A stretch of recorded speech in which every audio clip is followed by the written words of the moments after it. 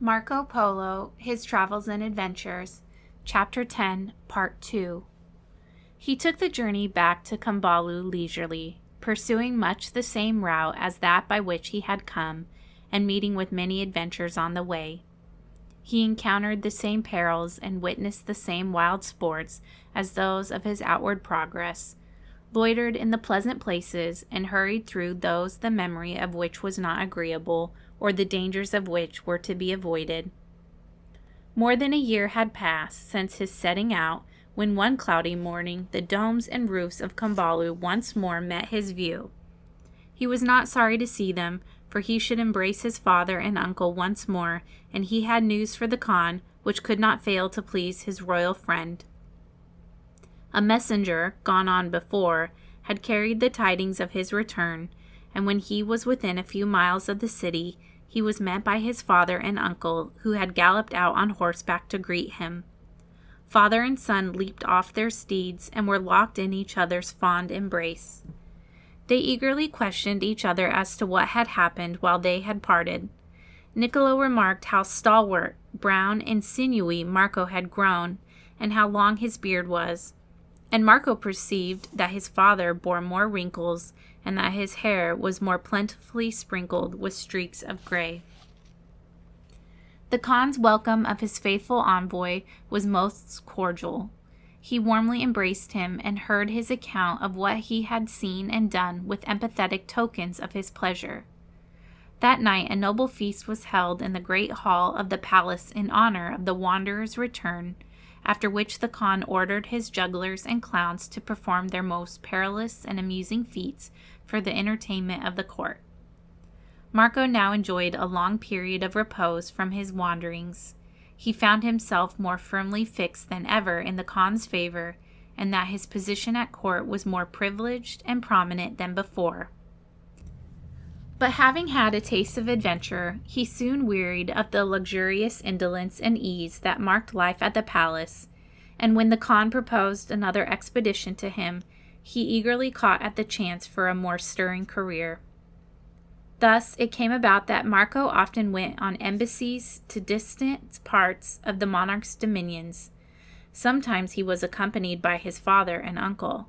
Sometimes they went while he stayed at home. After a time he was oftener on his travels than idly loitering about the court. He became acquainted with all the Khan's provinces, even the remotest, and was soon known and honored by all the governors and vassal kings who were subject to the Khan, and even by the populations of the cities and towns. Happily for the world, Marco had a wonderfully good memory, and he took care to make notes of the curious things he observed, so that years after, when he was cast into prison, as we shall find, he was able to give a full narrative of all that he had seen and all that had befallen him in the romantic East. The Khan was pursuing his military operations all the time that the Polos were at his court. He was a warlike potentate, loved the din of battle, and was insatiably ambitious of adding new territory to his already vast dominions. It was rarely that a neighbor whom he had resolved to subdue could withstand him for any length of time, for so numerous and well appointed were his armies, such was his own skill and perseverance, and such was the fierce courage of his troops, that he was well nigh irresistible. There was one large and prosperous city on the western borders of his empire, however, which defied every assault that he could make upon it. It was a valuable prize, for it was not only a good military stronghold, but also a seat of busy manufacture and highly profitable arts. To subdue this city would be to add largely to the Khan's revenues, but to this advantage he was more indifferent than to the others it possessed. He would also acquire a most thrifty population, a stout defense against his enemies beyond, and a large addition to his armies. Besides, Kublai Khan was unwilling that any foreign city should rival his own in power and prosperity. He wished to rule supreme in Asia. For 3 years this brave city, the name of which was Saianfu, had held out against the imperial forces, though the Khan had sent a mighty army to besiege it. The army could only approach it on one side because on every other side the city was bounded by a wide lake. Across this lake came the provisions which enabled the garrison to hold out. The Khan's troops were therefore obliged to give up the siege and return to Cathay. This discomfiture irritated the Khan, whose will was seldom thwarted in anything he undertook, and he became morose and despondent. Not long after the return of the troops, Marco Polo sought an audience of the Khan, and having been admitted to his presence, as he always was freely when he asked it, addressed the downcast monarch as follows: "Sire, I think if you will entrust an expedition against Saiyan Fu to my father, my uncle, and myself, we can subdue the city and deliver it into your hands." The Khan looked up surprised, and a new hope glowed in his eyes. He had unlimited confidence in the wisdom and capacity of the Polos, and Marco's words at once aroused him from his gloom. "And how will you do this, Venetian, when my greatest generals and bravest troops have failed?" "We will assail the walls, sire, and batter them down. We have certain skillful men in our train.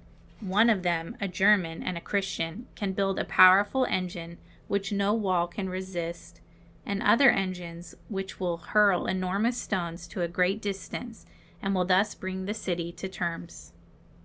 "Go speedily, then," cried the Khan. "Take such troops as you choose, and assume their command. Once more lay siege to this audacious city, and if you can take it with your engines, my gratitude will be boundless." The Polos started forth with a numerous force. The German and his companions were as good as Marco's word. The march was a long and dreary one, but both the Polos and the cohorts they commanded were used to hard tramping, and in a shorter time than might be believed found themselves confronting the frowning walls of Saiyan Fu. The machines made by the German and transported to the scene of action were soon placed in position, and ere long the people of Saiyan Fu found their houses pelted with huge rocks, which came crashing through the roofs and spreading devastation in the streets. At the same time, great battering rams were brought near the walls, and being set in motion, made terrible breaches in them. This was a kind of warfare which the people of Saiyan Fu had never before seen. They soon became panic-stricken and began to clamor to their governor and generals to give up the city. The chiefs met in council. Meanwhile, building after building was falling headlong, crushed by the missiles of the Tartars. At last it was resolved to send out messengers to plead for terms of peace. The Polos received the envoys in their camp. They told them that there was only one condition on which they would cease bombarding the city. This was that it should submit to the dominion of the Khan. There was no time to waste in parleying. The harsh terms were agreed to, and the Tartar army entered Saiyan Fu in triumph, and took possession of it in the name of their sovereign. Their return to Kambalu was signalized by the wildest rejoicings. The Khan was beside himself with delight, and showered honors and gifts upon the Venetians, who had so valiantly succeeded where his oldest and ablest generals had failed. The triumph of the Polos, however, gave rise to much jealousy on the part of these generals and other nobles of the Khan's court, and it was not long before Marco heard of a plot to entice himself, his father, and his uncle out of the city to a lonely spot, and there to murder them. He divulged this plot to the Khan, who instantly banished those who were concerned in it, and after that it was a long time before Marco heard of any further jealousy or ill will towards him and his kinsmen. Many years had now elapsed since the arrival of the Polos in Cathay. Marco, amid all the excitements and luxury of his life there, had often sighed for home and the friends left behind so long ago in Venice. But when he or his father spoke to the Khan of their desire to turn their steps westward towards Europe again, the swarthy potentate would not listen to such a thing. The Polos knew well that, if he had set his heart on their remaining, he could, if necessary, prevent their departure by force, nor could they hope to escape secretly from his court and country. They were forced, therefore, to bide their time and wait a favorable opportunity to return to Europe. Meanwhile, Marco was destined to have many adventures and see other peoples, as strange and interesting as those he had already visited. It was not long after their unsuccessful attempt to get away that the Khan sent him upon a longer and more interesting expedition than he had before undertaken.